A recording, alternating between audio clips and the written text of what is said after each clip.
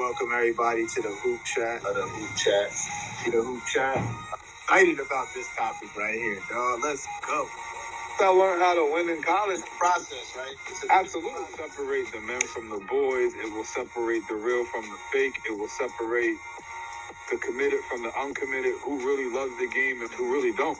Your network equals your net worth. 25 years of experience. Like, oh, man, yeah, let's get to work. Let's get to work. But we back, man. Welcome everybody back to another episode of the Hoop Chat. It's your boy, Coach Nelly, and that's my brother, my counterpart, Mar. And we got a great show lined up for you today. But first, if you could do me a favor, and as always, if you could go on YouTube, if you could search up the Hoop Chat, hit that subscribe and like button. We would greatly appreciate it. What's up, man? And you know, my voice is, I don't know what happened, but in the middle of that IG live that we did, my voice just, I don't know, it just got lost. But you know, it is what it is. We still here for the people. We fight through that adversity. You know what I'm saying? Word up. Hopefully y'all bear with me with this rough, raspy Jadakiss voice that I got right now. Jada. Can't even do that. Also, guys, if you could do us a favor, if you could go on to IG and go follow us at the Hoop Chat 247. And also, you can follow me at Coach W Nelly, and you can follow Mar at Mars Basketball. Yes, sir. Help us grow, help the family grow as we continue to give you guys nothing but the real. What we got lined up for him today, man? First, before we get into that, man, how was your week? How was your last 2 weeks? To be honest with you, Sheesh, last 2 weeks been crazy. First, let me give a shout out to my man Raj. You know, he's out in LA, and he's got himself stabilized in new career opportunities and ventures in his passion of videography and editing, and new projects, and got an opportunity to kick it with him, as well as the rest of the guys. You know, my cuz, shout out to Timmy, shout out to Dwayne, shout out to Raj. That was a great trip, man. I needed that. Good for the soul, and it's great to see, you know, brothers successful, man. Dudes are married with kids and climbing the success ladder in their respective careers.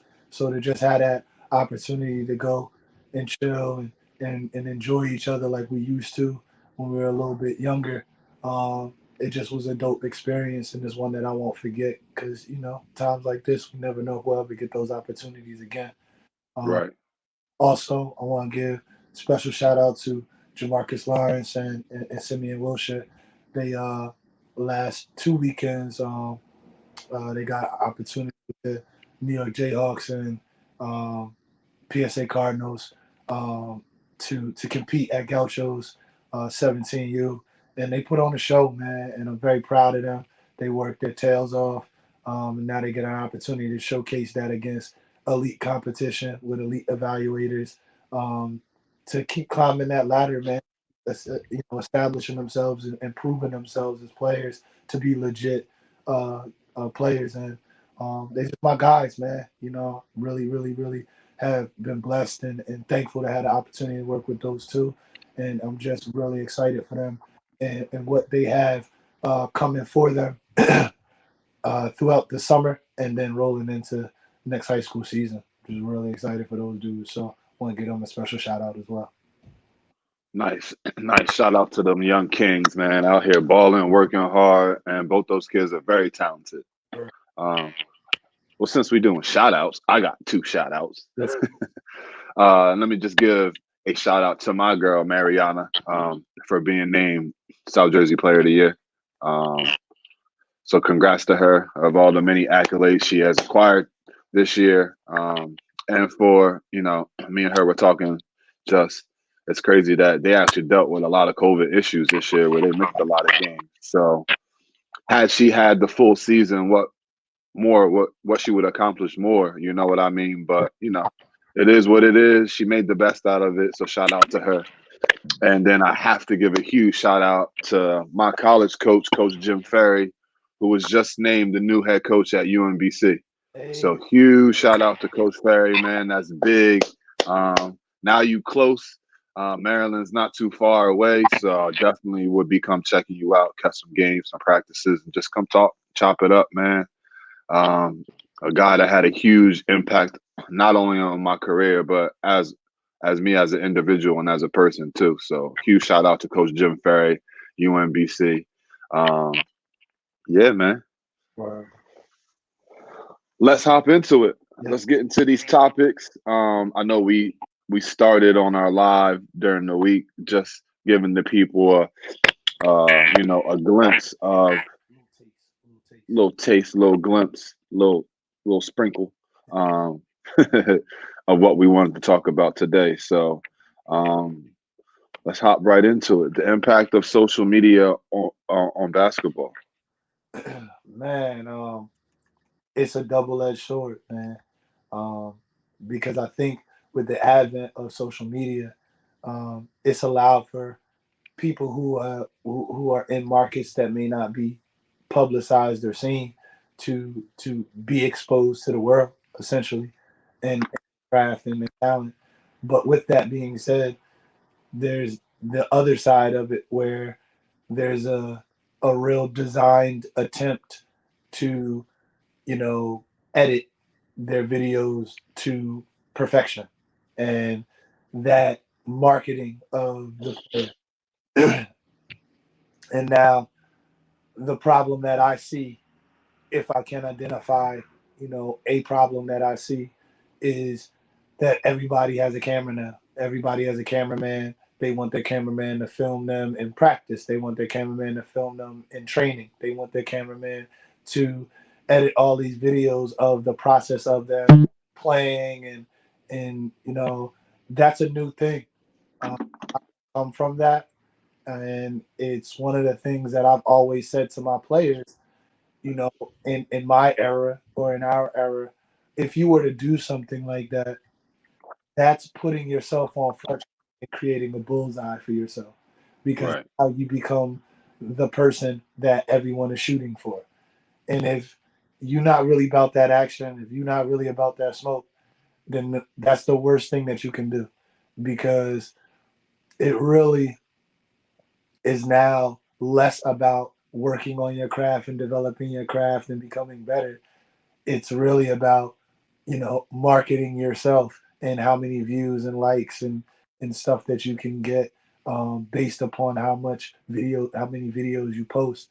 And the right, crazy thing about it is, you know we come from the era of VHS tapes, sending them to college coaches, and we have gotten the opportunity, and I've been blessed with the opportunity to coach at the collegiate level, whereas I got highlight videos, whether they be uploaded on YouTube or they be, sent to me through email.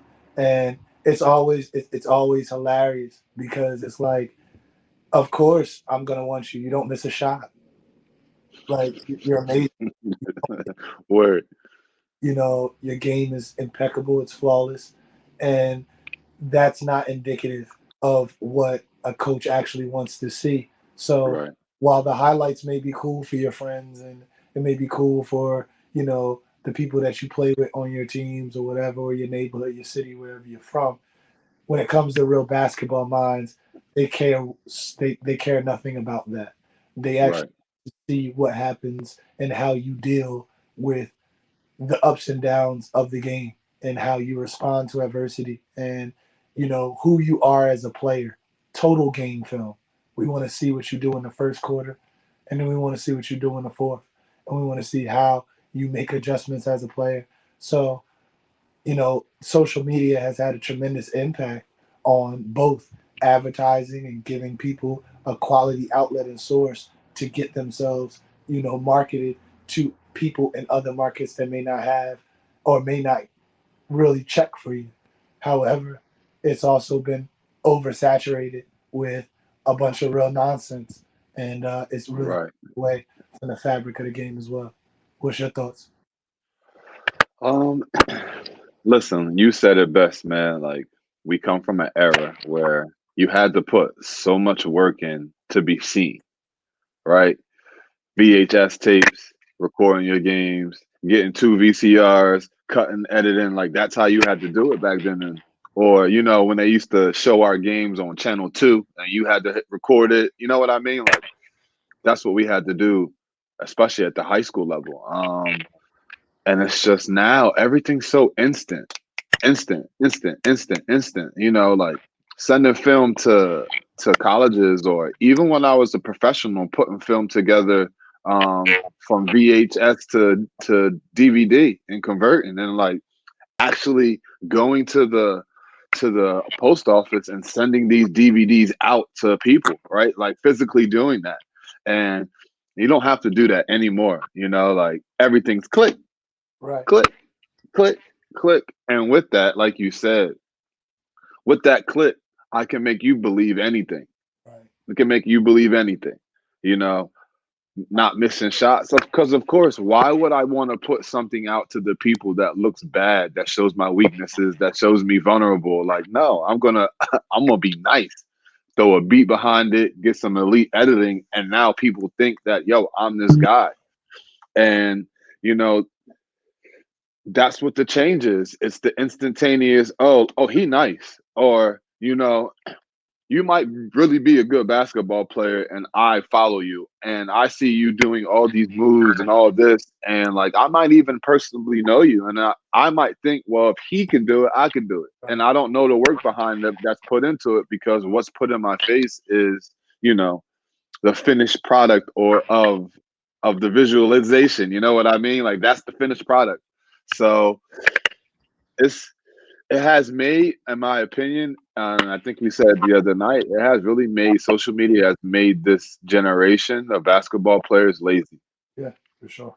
really lazy, really, really lazy, because they don't want to have to really put the grind in to get to the point where, yo, I am really nice. It ain't a video edit. It ain't, a cameraman. It ain't the music hyping me up. Yo, I'm really nice because I put the work. Working. You know what I mean? But unfortunately, like the way we're validated now in this world is how many followers you have, how many likes you have, how often are you putting content out? Like it's just how we're validated. So, you have to learn to flip it and use it to your advantage, but also, being a real person and real at what you do. That's a fact. That's a fact. Ain't no other way around that, Jack. Somebody check you. You know what I'm saying? So with that, man, like, and we were talking about the marketing side of it, and verse, the gimmick, the glitz and the glamour side. So let's hop into that and explain this to our followers and parents and players, like what the difference is. How can you spot what the difference is? It's a fact. And this is like one of those things that for me, in the landscape of trainers, I'm a trainer, I watched the difference between marketing and gimmicks. So I wanted to take time to actually get the definition of marketing and the definition of gimmicks so that we can really break this thing down. So the definition of marketing, the activity, set of institutions and processes for creating, communicating, delivering, and exchanging offering that have value for customers, clients, partners, and society at large. So gimmicks are a trick or a device intended to attract attention for publicity of business, right? And under that, which was really interesting because it basically coincided exactly with what we're talking about in the platform of Instagram, but it used the word gimmick in a sentence to further illustrate what this word is, what this word means. And the sentence said, it's not so much a program to improve services as it is a gimmick to gain followers.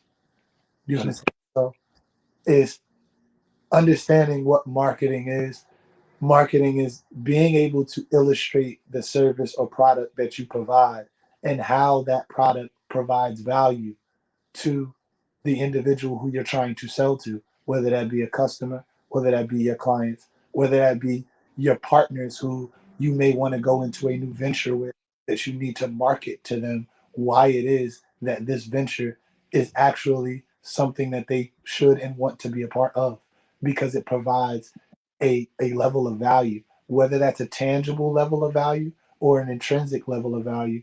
There is a substantial amount of value that's being provided by whatever it is that you're trying to market through product or service. So when I look at different skill trainers that utilize the platforms of, Instagram or Facebook or Twitter or these different outlets to market their skill training, one of the things that I see that is extremely convoluted, but it tends to be a bit successful, is the the the blurring of marketing and gimmicks. And what I tend to see from a lot of skill trainers is more gimmicks than I see actual marketing. And what I mean by that is when I see what you guys do, it's not that I don't I nitpick and that I have these negative things to say about what it is that you do, but I do definitely spot the gimmicks. I spot the I want to get the elite player in the gym, and I want to get the camera position right, and I want to demo the drill, and I want the elite player to go out and do this particular drill. And what that is that's not marketing. That's the gimmick to get others to want to do what that elite player has done. I've seen the different drill sequences that absolutely make no sense and have no true actual game performance value as much as it has this sensationalized uh you know uh, imagery of uh, dynamic moves that many players won't ever use, but it looks cool and it's going to draw the attention of people and it's going to make it look like you are this elite trainer. But the real reality behind it is the elite trainers market their value. They break and they take the time to break down what it is that they provide in the service and why their skill training is valuable. So they don't only just have a player do a specific drill and have them go through a bunch of stuff, excuse me, and have the camera in tight and do all these things. There's a conversation, there's a voiceover that illustrates the importance of said thing while they're in the training space so that not only the player understands what it is that they're doing and why it's important that be done or that skill be done in a particular way and how that uh, correlates to improved in-game performance in certain situations and scenarios, but they also have now provided for the viewer to see why their training is valuable. And that is a stark difference. There are some guys who are really good at it and they market themselves really well. And there's others who provide a lot of gimmicks. And many of them are successful on both ends.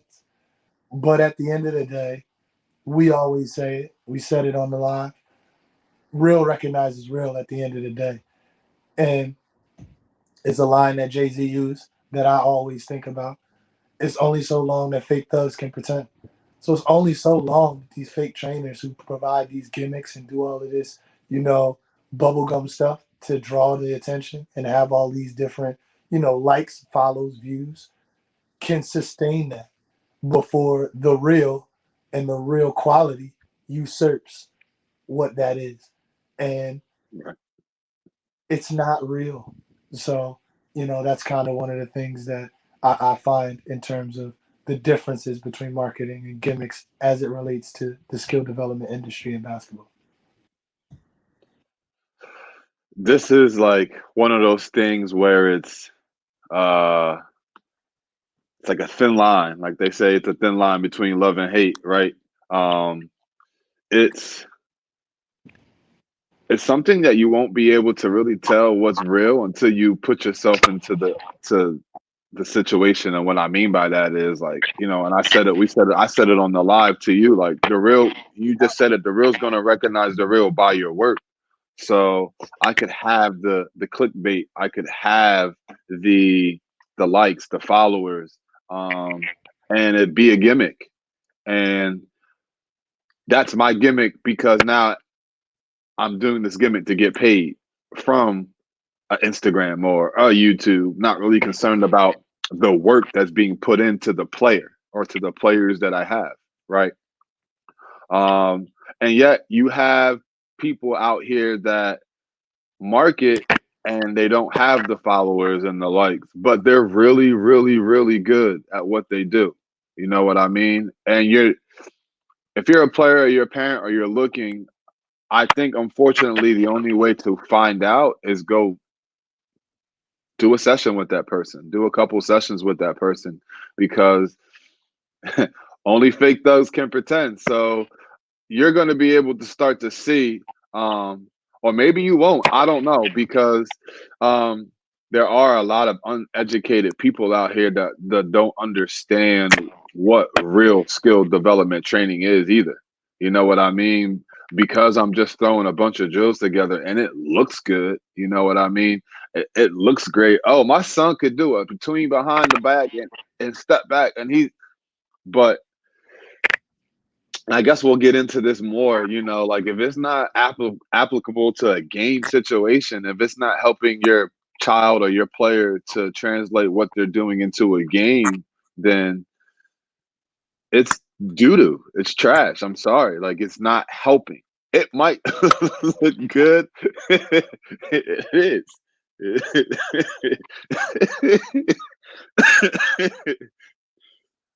Oh man, I'm not trying to call nobody doo doo or trash, but listen, if you're not doing it the right way, I'm sorry, it's doo doo and trash.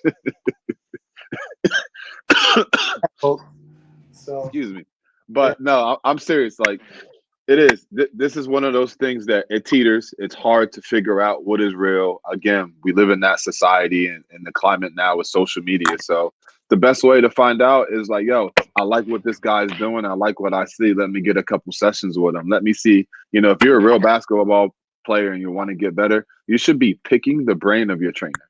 Yo, you know what I mean? Like, this is what I want to get better at. I don't know why I can't do these things. Whatever the case may be, there should be some type of mutual relationship, and where you guys are going back and forth. Like, okay, you know what I mean? Like, that's how it should work. So again, the real will recognize real. You can only tell somebody by their work. that's a fact. Hopefully that cleared a lot of things up for people. Hopefully we articulated that well enough so that it's clear for people. If not, it's doo doo and trash.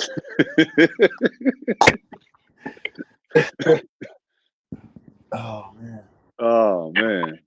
Oh man. Um, That's a good one. That's a good one. just change this real quick.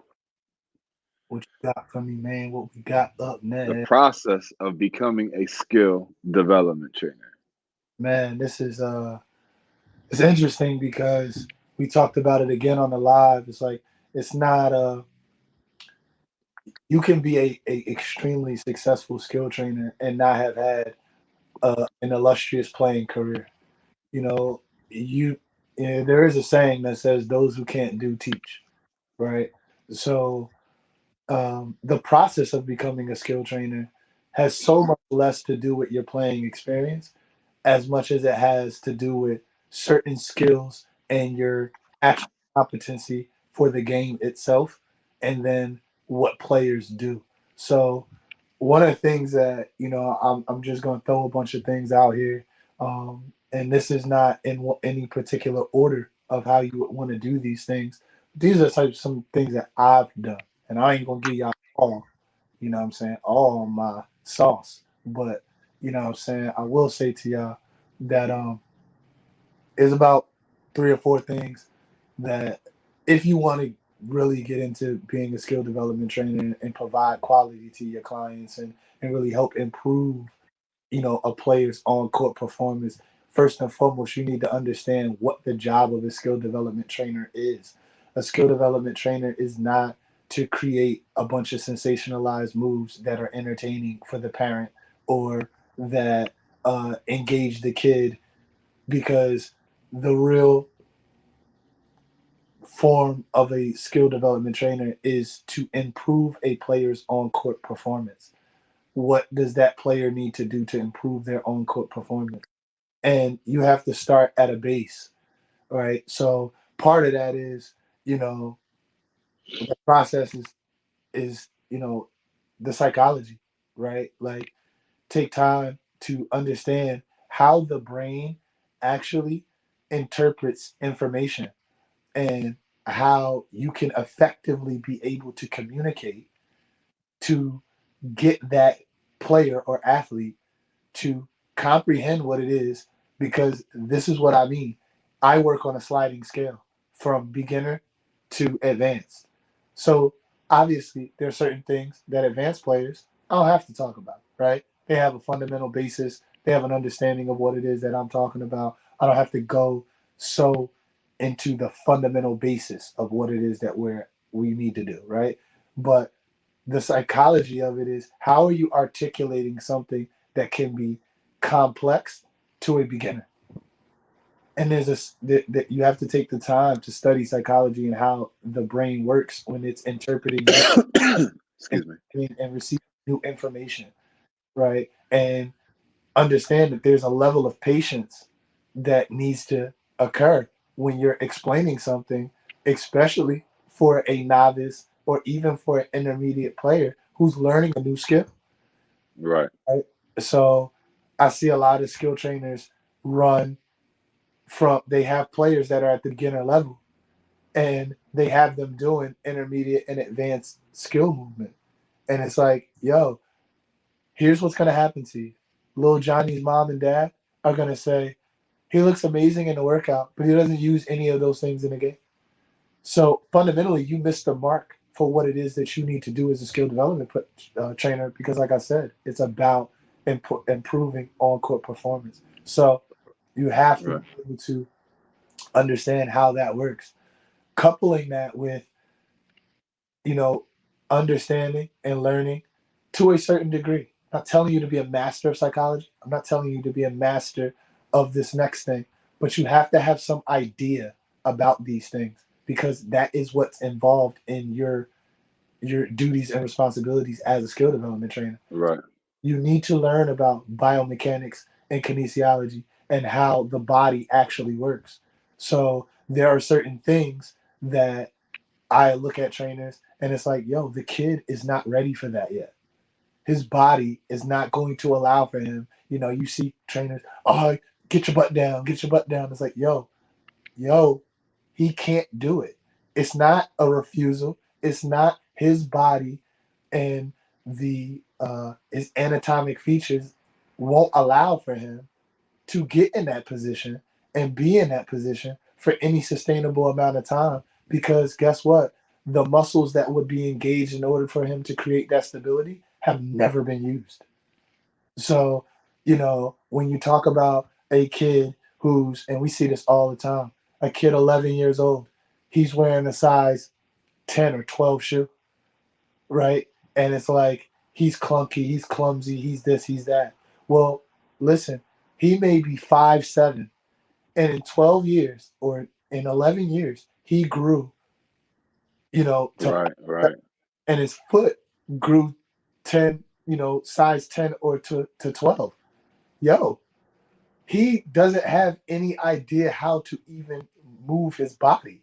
Right. So we have to understand how to create and bridge the motor patterns that's needed in order for him to facilitate the movement that's necessary for the sport. You understand? Right. So you need to dive into that area and aspect so that you can look at a kid, because you get parents who are ready to side their kid off. Like, oh, I don't think basketball's for him. He's so clumsy, Mm, so this, he's so that. And it's like, yo, relax. I understand why he's that. I need for you to bear with me and have patience with this process that we're about to go through because he's already not confident. He's right, already or she's already in a place of I may be the tallest kid in the class.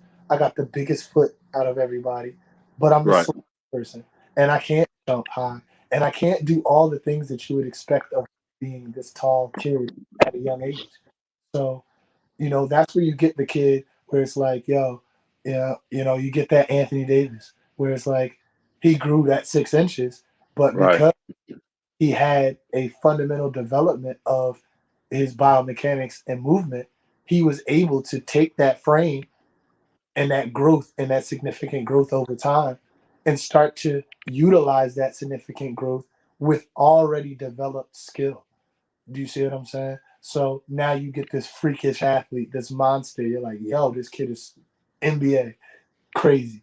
Well, part of that is because of what was established before, you know. right, Um, right. yeah, No, I agree. I agree. And for skill, excuse me, for trainers, for skill development trainers, fail. And what I mean by fail is, you know, I know when I started doing this and started becoming really into and learning how to to translate what I was teaching to kids so it will work in games, I had to go through, shoot, this works, this doesn't work. Or you come in and you have this plan in mind and it's like, nah, that's just not working. It don't look right. You know what I mean? Like, but you have to go through those moments as a trainer yourself in order to grow because to get to what you were saying, you have to have a certain knowledge of how things move and how things tick and how things work. Um, and if you haven't gone through those steps yourself, then it's hard, man. It's hard to relate. It's hard to relate because then comes those questions from players, and you're not gonna have answers right. because you haven't grown yourself. Um, so I just think the best thing is to try and fail. We've talked about it all the time through the years that we've been doing this. Like we've done things with players, and after the workout, it's like, yeah. Or I remember earlier in our careers, it was like you be down on one end and I'm on the other end, and you be like, yo, did that look all right? You know what I mean? What did that look like? Because again, you're trying and you're failing, and that's just the growth. I mean, it's like watching video. You know what I mean? You got to break it down. You got to find out why something works, how it works, the intricacies of it, and then apply it, Right. and building a foundation is the most important thing that you can do with a player. You don't have to be, and I just gave a shout out to Mariana, and she's an amazing player, but there's still things that I work on her that are very basic because it's going to help her growth to get to the next level because she'll have the foundation, she'll have the basics, and it's like a house. Once you have the foundation, you can build on top of that. Right. And if it's a strong foundation, what is built on top is going to be amazing. You know what I'm saying? So it's very important. I mean, I personally haven't worked with high caliber players like that, but I'm pretty sure that there are things that you still work on with the guys that you work on that are very basic and very, very, very important, right? Because you have to. It's meticulous, right? It was why Kobe Bryant was so good because he was so meticulous at the smallest basic detail. It wasn't about how many step backs and how many between. It was, listen, I'm inside foot off a screen, making sure it is right every single time. You know what I mean? Like that, it's hard. You Yeah. know, I was me and Mariana were doing a shooting drill the other day, and it's a very tedious because we get so many shots up in a time. And when she gets to the end, she kind of mentally, right? It's like I'm not there no more. And she's going hard, but mentally she's not locked in. And I was trying to explain to her, at these moments, it's easy first, second quarter. You yeah and then when you get towards the end, the mental aspect of it goes away. You're not as focused, and it's like, yo, you really got to hone in on the details and the basics. Why are you missing shots at this point? Why? You know what I mean? Think about it too. This is what it is when you're practicing. Think about it. Think about why you're missing shots, and then go through your fundamentals in your head. You know what I mean? And it's tedious after you've taken 75 shots in a couple of minutes. It's like, man, like, you know what I mean? Until it becomes to a point that it's really muscle memory. But the only way to keep it muscle memory is to continue to work on it. You can't say, it's in my muscle memory, I'm good, and I walk away from it. No, because what tends to happen, if you don't do it, it ain't muscle memory anymore. You know what I mean? So, and to your point, which was excellent, I think it's important that you develop um, uh, a program design that's actually functional for a spectrum of players, right? Because, like you said, the foundational skills, Steph Curry still does form shooting, and you see right, the stuff he did last night. We're talking right. stuff he was doing last night. That man is not. He's a cheat code. He's an alien. I don't. Yeah, it's crazy. Yeah, but nevertheless, it comes down to when you make plays like that, it's a level of confidence that is just out of this world, right? But the confidence comes from the work, and the work is broken down to its finest detail, and it's done religiously. Steph Curry doesn't need to do form shooting, but he does it because it's a pattern of success. And if that pattern of success, I'm going to continue to do that, right? Right, So I'll give you an example. A simple mic and drill, right? Where we're going right hand, we're going left hand, right? All my players have to do that. All my players have to do that. But my beginner players have to do that. But the focus is the correct foot, the correct hand, right? The correct foot, the correct hand. Then we start developing momentum, a rhythm, a timing, right? And that's the focus. I'm not worried about if you miss it or not. I'm worried about you being able to, functionally work off the correct foot and with the correct right, hand and being right, able to figure out how that works, right. And right? do it consistently. Right, Consistently. Now with more advanced and higher level players, it becomes, if it touches the rim, it don't count. It has to be backboard and net, backboard and net. You understand? And being able to challenge them the same way that I'm challenging this kid, but it's the same drill. right, And it's those things that improve those foundational skills. So, right, when you're doing those things as a skill trainer, it's taken a long time for me to get to this point. It's taken a long time of me, reaching out to, and those were the things I was never afraid of. I never, you know, I didn't ever feel inadequate by DMing somebody and saying, "Yo, I like that drill that you did, but yo, give me the why." You know what I'm saying? Give me the keys and the focal points of what this specific drill that you're doing is. And what tends to happen is they hit you right back. You know what I mean? And they're like, yo, da da da da da, da. And now you're sharing information. And now you can feel a lot more competent in applying something that you see because you've gotten an actual understanding of why this is important and why. So now I've added another tool into my program design. You understand? right, And it's so important that as a skill trainer, you have a program design that is functionally, right, foundationally, uh, detailed in certain aspects of how you're going to build that foundation and then build on top of that foundation. You know what I mean? When you're working with advanced players, listen, it ain't about giving them 1,000 different things to improve. It's about improving efficiency. It's about improving fluidity. It's about being able to improve that efficiency amidst resistance. You understand? right, It's about being able to put them in such a uh, mental and physical challenge that they have to overcome the obstacle. The drill doesn't even matter anymore. So now right, it becomes what brain mapping, right? It becomes what people consider muscle memory. And it's muscle memory at the highest levels because I want right. to succeed when it means the most. So that's to your point about what you were doing with Mariana and how the fatigue element, you know, tends to the mind spaces out, and it's like, no, I have to create these conditions for you.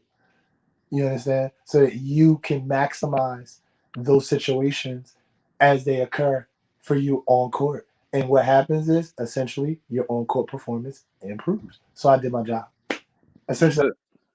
you know what I'm Doing saying? the job.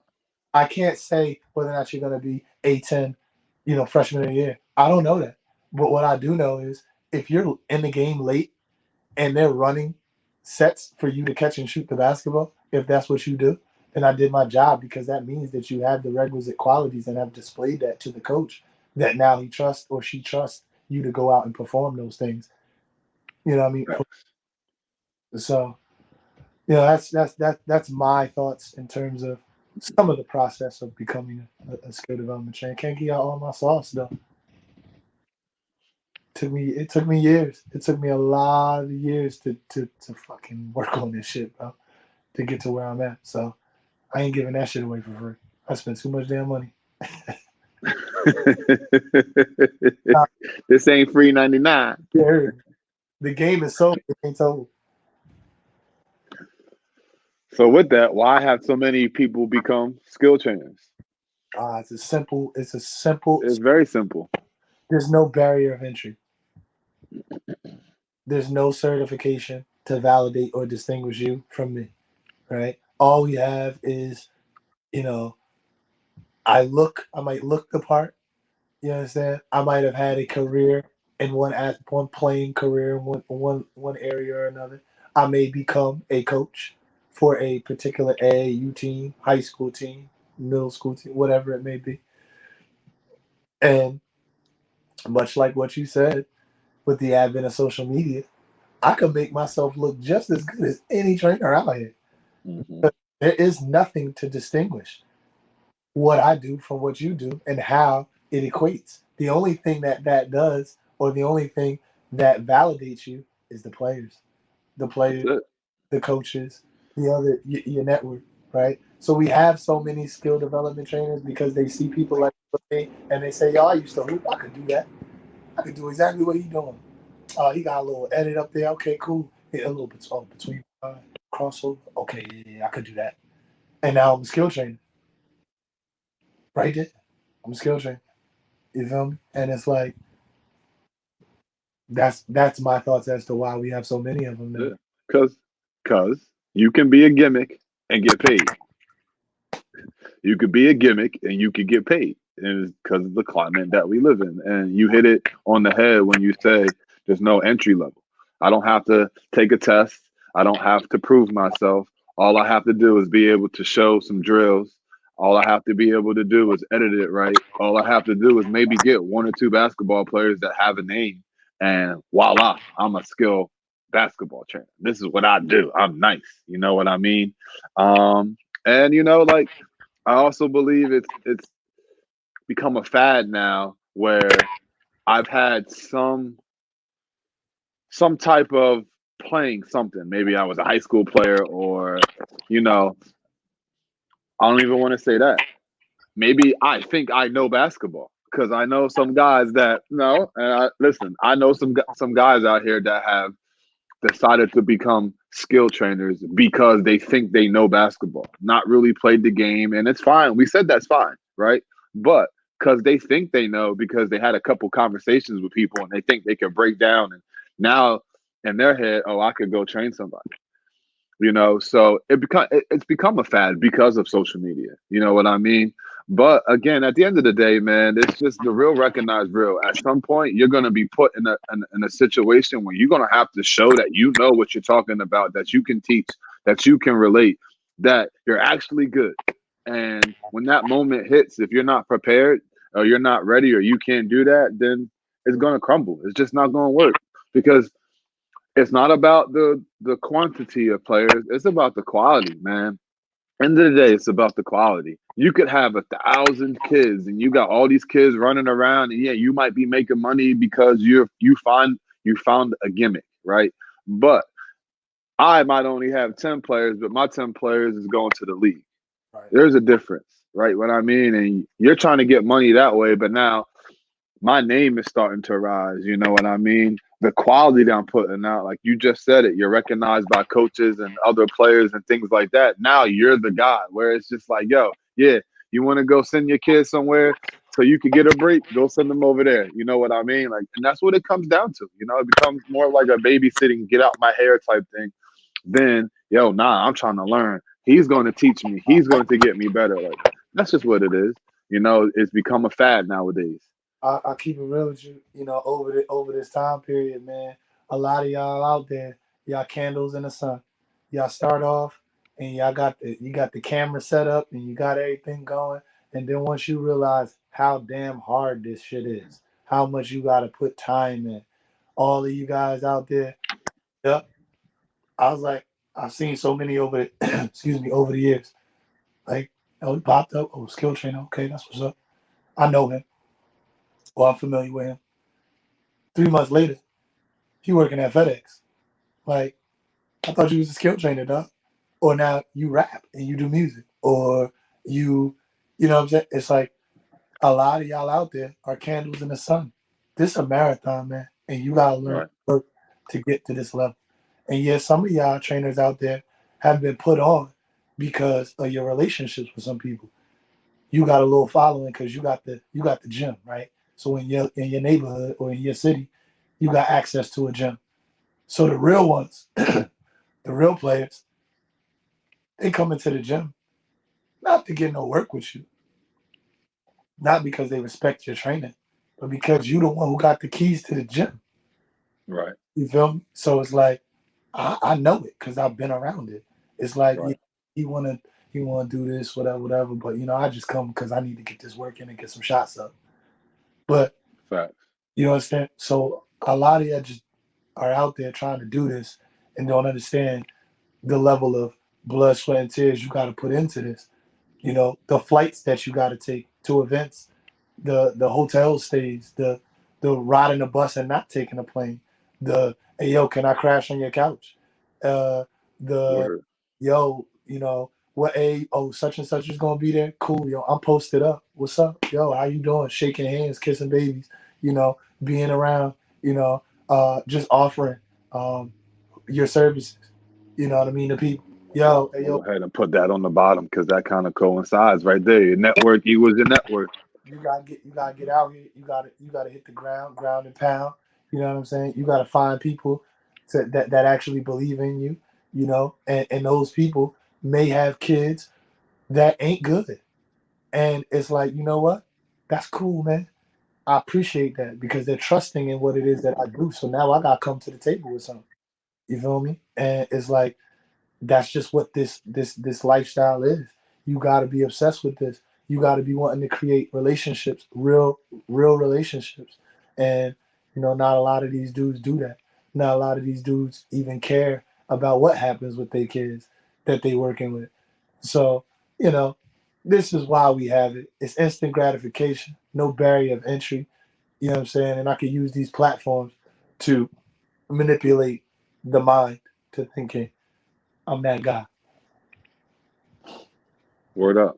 I mean, I added that on the bottom of this because you were just giving out gems, but it's exactly what that says. Your network is your network, and the only way you could do that is being out here and grinding and doing everything that you just said. You know, building relationships. You know, we say shaking hands, kissing babies. You know what I mean? Like, but you got to do that because as your network grows, so does your net worth. Right. And that's what it's about, man. And then once you're out here and your network it, damn, couldn't get that word out here. Networking, um, your work has to be real. And when those two things meet and they're on even plane, you're good. You're good, man. Listen, man, just real quick, like you talk about the network, your network doesn't, and the network that is associated with that is not always currency. Sometimes that No, network is the validity and validation and the experience that you have that becomes intrinsic. So I'll give you an example. facts. I flew out to Arizona in 2016 to watch the Final Four, and I ain't. I ain't had nobody put that money up for me to fly out, for me to go and get the different press badges that are freaking $200. You know what I'm saying, to get into these events. But I'm like, I'm in hotel lobbies. I'm sitting down. You know what I'm saying? I'm oh shoot, that's such and such. Let me. Hey, how you doing? My name is Lamar. Right? Blah blah blah. Blah. You know, I do some skill training and stuff like that. You know, hey, you know, I'm trying to have conversation. I'm a fly on the wall. I'm listening to what the major Division 1 coaches are talking about and what they see in the game and how different things, so that I could scoop up some game. Okay, cool. As me as a trainer, this is some things that I want to put in the bag that I make sure that I facilitate. That I focus on with my players so that they're capable of being able to be, you know, recruited by this level. You know what I'm saying? What is this level even looking for? You feel me? That level may not be looking for what it is that you do as a trainer if you've never been around it. You know what I'm saying? And when you sit around these different people, I got the opportunity to talk to Bill Self, Roy Williams, sitting in conversations with various coaches, around the country and just picking their brains. I'll never forget, I went up to Syracuse, and I told you before, I have no bias. I didn't go to see Jim Boeheim. I went to go see Quentin Hills, what I'm saying, who was the women's coach on Syracuse's side. And just getting the opportunity to sit down with him and his assistant coach Cedric and talk about what they see in terms of the women's game and what it is that's going on within the women's game and just talking to them about how do you manipulate the 2-3? What's your philosophy and your belief in the 2-3? And when do you feel necessary to trap and what is your philosophy and your defense and your man to man? Do you play pack line? Do you get out and extend and do you blitz the screens? Do you make your guards fight over the screen? Do you switch? Why is it that you switch? Those different things, because now it puts me in a better position because they're familiar with the fact that I'm thirsty. I'm what I'm saying? They understand I'm trying to learn. I ain't coming in here, looking for handouts. I just want information, bro. I just want to understand so that I could bring that back to my clients. So again, I could provide that value. You understand? So that I can be out here and I could be somebody that you know coaches and players and parents trust that I know what I'm talking about because I put the work in to find out what the people at the desired levels that my players want to get to, what they require in order for them to even take a look at you in the first place. You know what I'm saying? Um, and being able to rely on them, talking to Coach Bonnie at St. Peter's, you know what I mean? Definitely one of those people within the network that I talk to all the time about what he's seeing, you know what I mean? Um, Coach Bob at Roselle Catholic, we've had an opportunity to really talk a lot this year, uh, just about different things on how the, to get these kids in this climate now to buy in when everybody is a me type of deal. And I'm ranked, and this one's ranked, and I got to keep this one happy, and I got to keep this one, and this one's mom is complaining about this, and this one's dad is complaining about this. It's like, yo, how do you navigate that, yo? You know what I'm saying? How do you deal with those things? Because it's more game that I can use to mentor my kids so that they get prepared for these types of things. You feel me?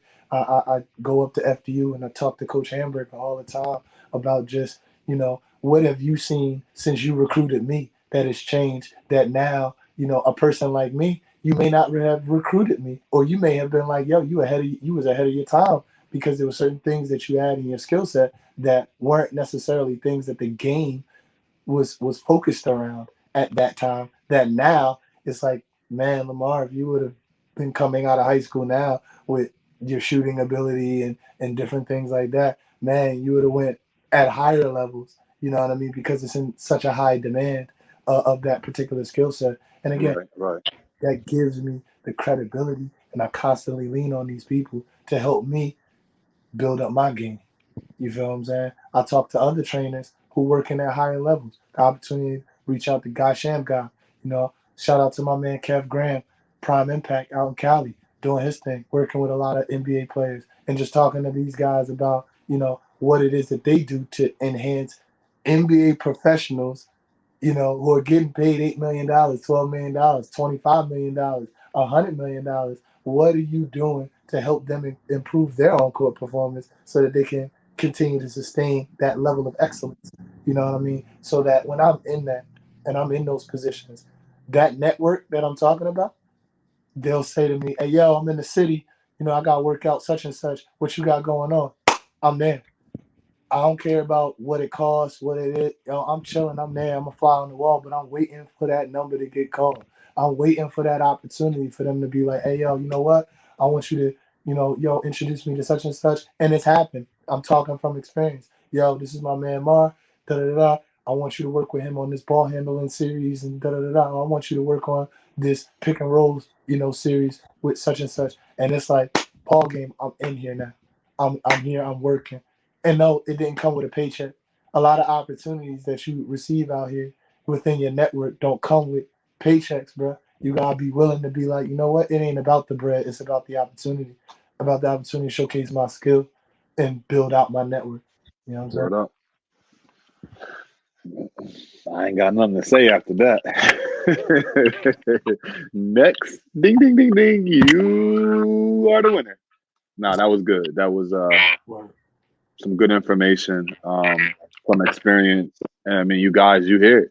Look, I mean, this is what you got to do to be successful, to build these relationships. Is you got to grind, and the grind ain't always pretty. It ain't always the glitz and glamour. But who wants that? Like, you want to grind, like you don't. It's like, yo, I don't want my grind to be like Front Street. Like, I just want to grind. Don't worry about what I'm doing. Just let me grind. You know what I mean? And I'm gonna get the gritty, I'm in the mud, out the mud type mentality. You know what I mean? But no, that was really good. That'll segue right into this.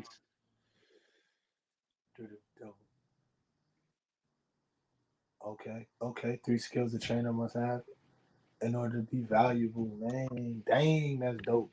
All right, so I'm gonna give you three joints. Um, One is recognizable terminology. So you got to create a way of designing terminology that immediately gets the player to recognize and execute.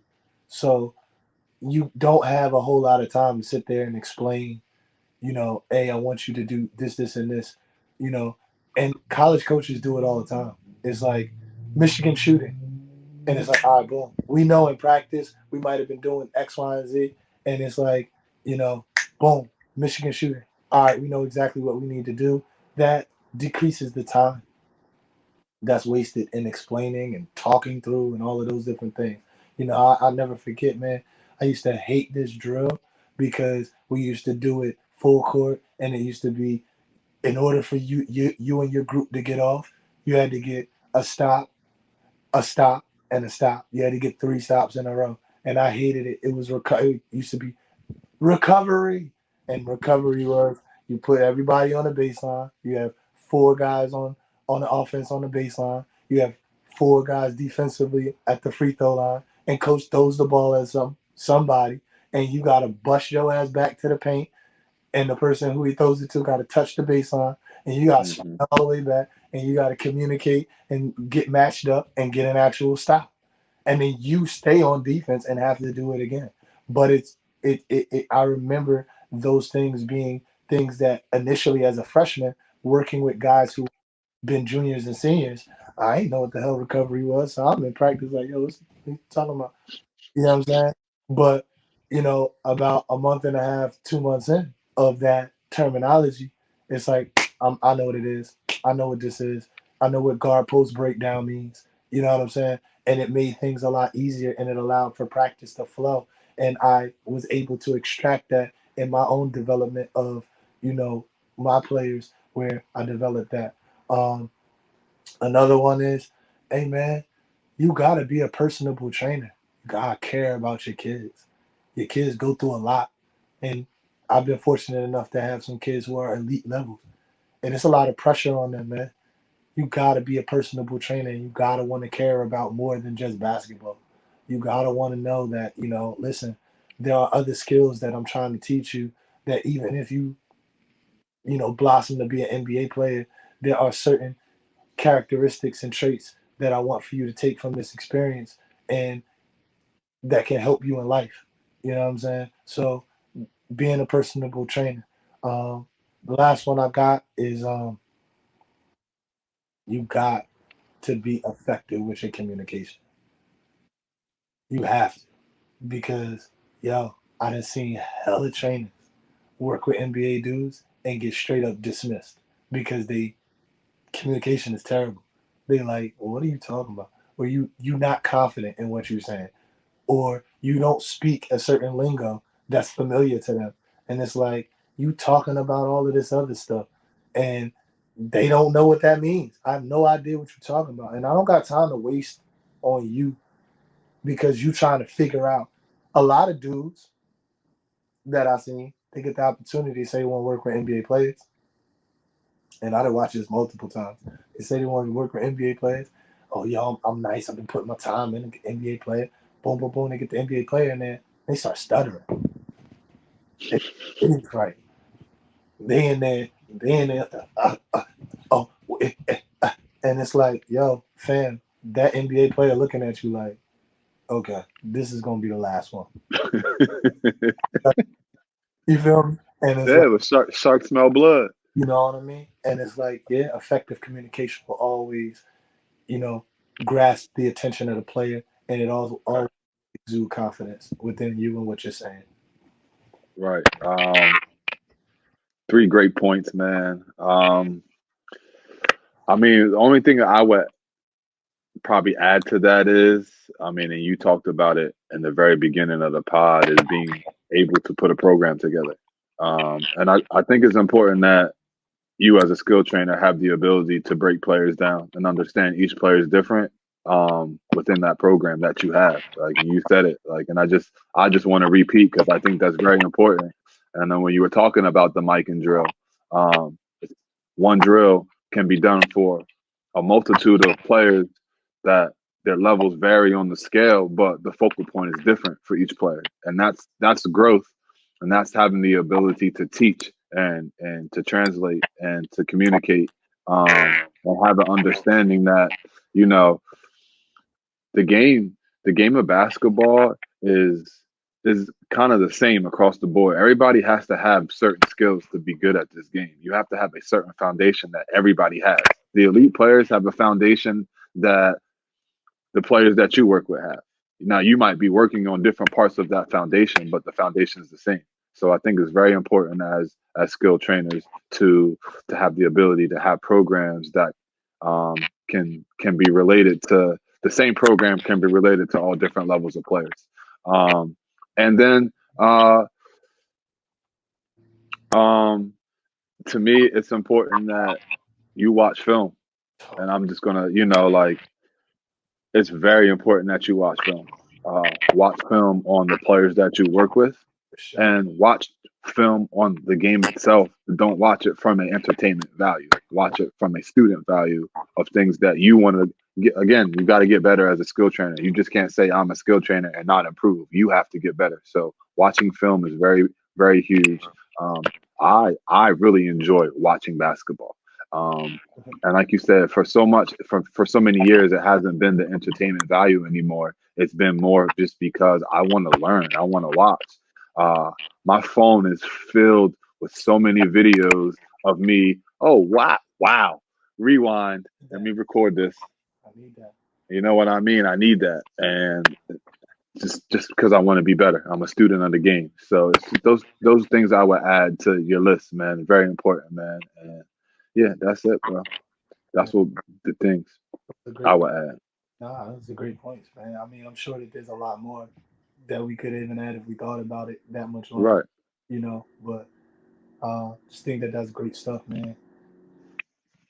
Uh, listen, we appreciate everybody tuning in for our another episode. I mean, I know we gave a lot of information out on the skill development side for trainers, and I hope you guys um, listen. I hope you are a sponge and you're taking the information in. And the best thing that you can do as players and parents is to do your research, do your due diligence as well, and do your research on these guys and find out for yourself if they're actually marketing what they do because they're good or they're a gimmick. You got to do your due diligence too as parents and players. But the information that we give, it comes from experience. We say in the intro, man, we got 25 plus years of experience doing this, and we were those dudes that were in the gym grinding, hours, putting hours in hot gyms, learning about the skill development game to improve what we do, because this is something that we've decided.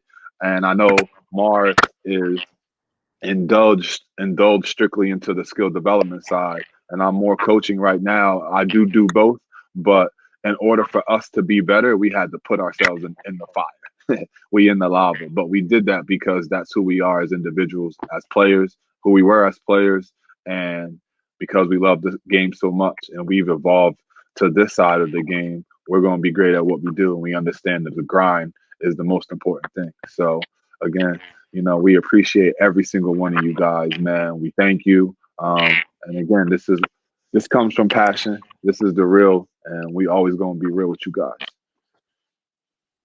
And the most important thing is to inspire someone to be great at whatever they choose to do. We out of here. Yeah. Peace. We want to welcome everybody to the hoop chat. The hoop chat. Excited about this topic right here, dog. Let's go. I learned how to win in college. Process, right? Absolutely. Separate the men from the boys. It will separate the real from the fake. It will separate the committed from the uncommitted, who really loves the game and who really don't. Your network equals your net worth. 25 years of experience. Oh, man, yeah, let's get to work. Let's get to work.